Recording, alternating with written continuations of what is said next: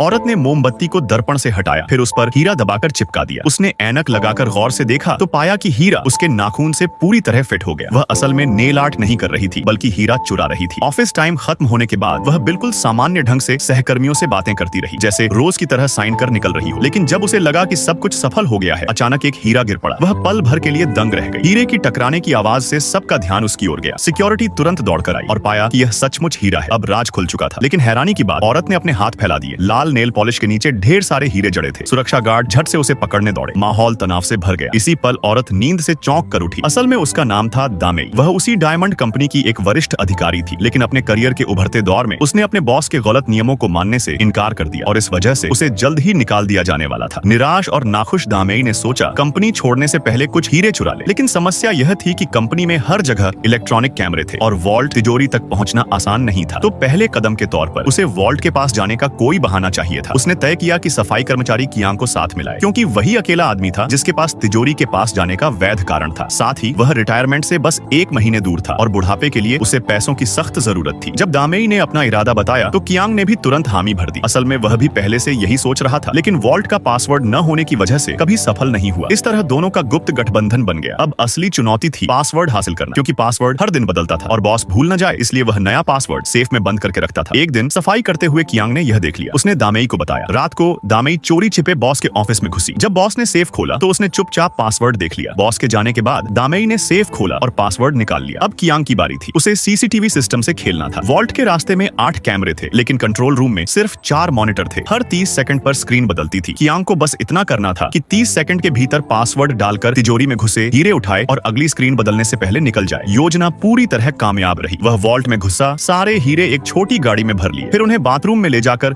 Wash basin में डाला। हीरे पानी के साथ नाली से नीचे चले गए। पूरी रात की मशक्कत के बाद दामेई और कियांग हीरों के साथ ऐशो आराम की जिंदगी जीने लगे।